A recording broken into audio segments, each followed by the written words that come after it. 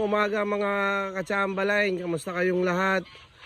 Ito yung bagong mga vlogs natin. Maraming salamat dun sa mga nakapanood ng mga unang nilabas natin.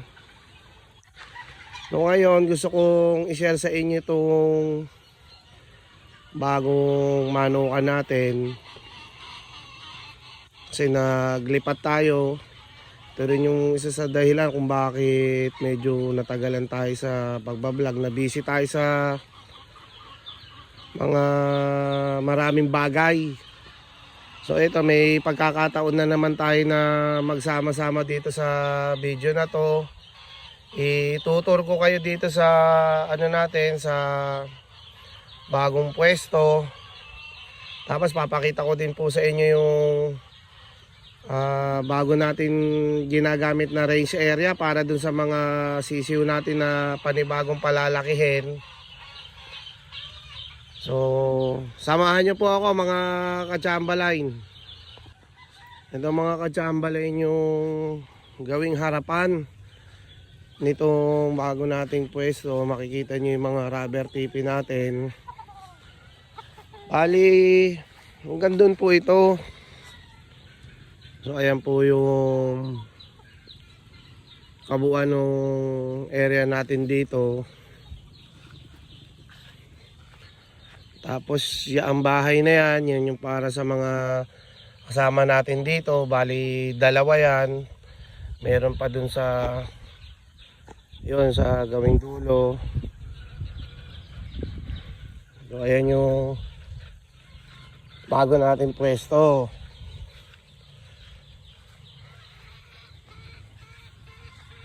Tapos ito naman yung bandang harap kasi doon yung pintuan namin eh. Tapos meron tayong maliliit na range area. Yung mga pailan-ilan na sisiw natin na pinalalaki nakalagay dito. Katulad niyan. Katulad niyan. So dyan yan naka-pwesto. Pagka medyo mga 50 heads lang, 20 to 50 heads, dito natin nilalagay. Maluwag sila. So, yan. Maayos yung lagayan nila. Komportable yung mga sisiw natin. Bali, ayan. Pagka nandito tayo sa ibang spot, yan yung makikita natin. Ganyan.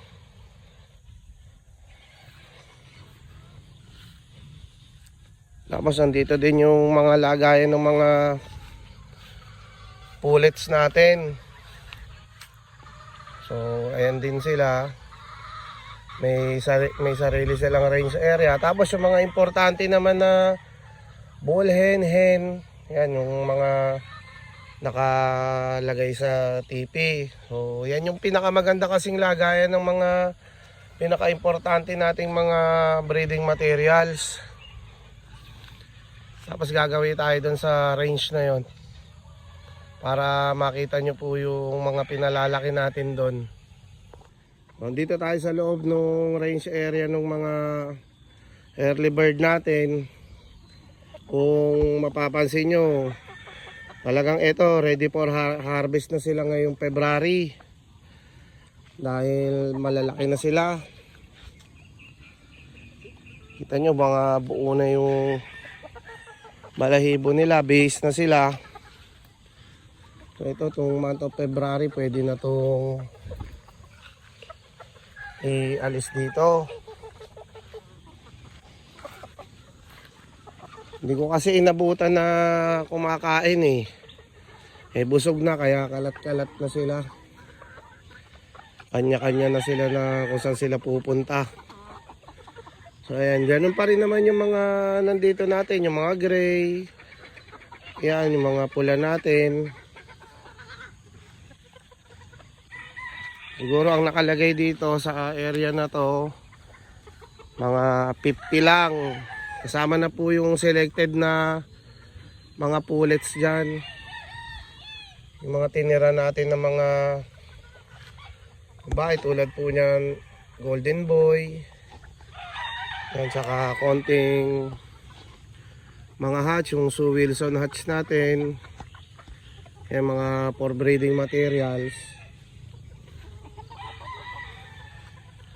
Punta naman tayo dun sa kabila, mga kachambaline. So ito mga kachambalay naman yung medyo mas bata. Mas bata ng bahagya. Yan, nakabukod din sila. Mapansin nyo, super healthy yung mga alaga natin dito.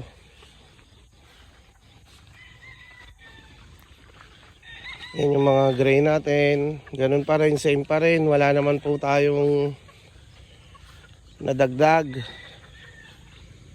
So mapapansin nyo, maluwag tong range pero limitado lang yung nilagay natin para hindi sila overcrowded. Ayan yung mga ano natin, pinalalaki pa.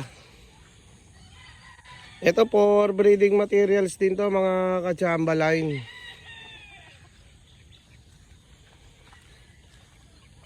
Ayan yung ginamit natin na bubong, parang rubber po yan eh.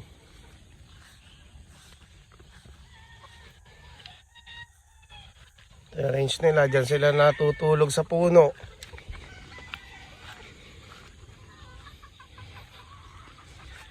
So ito po, siguro sukat po nito, kulang 2 hectares. Tung magmula dun sa umpisa hanggang dito po sa range mga 2. Hindi naman po ito ganong kalakihan. Tapos pupunta tayo sa likod para makita nyo po yung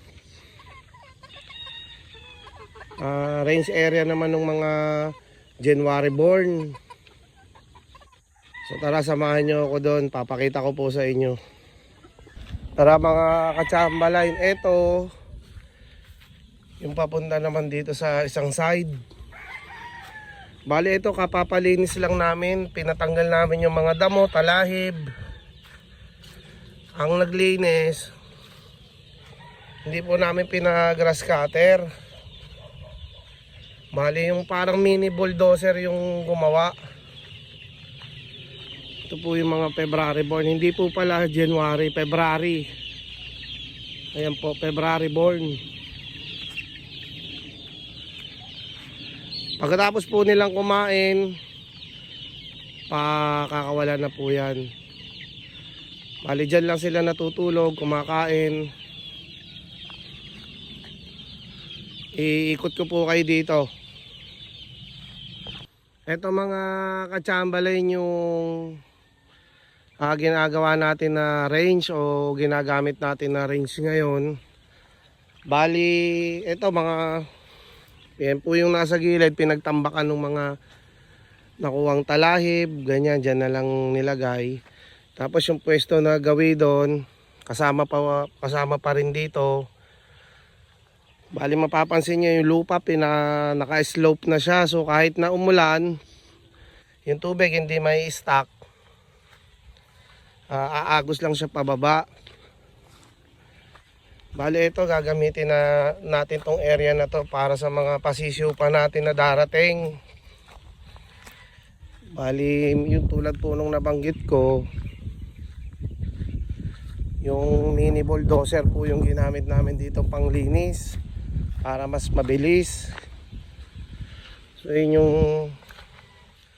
bakod natin. Siyempre ito, pagka ginamit natin din na ano to, babakuran din po natin pagka kailangan na maglagay ng mga rubber tipis.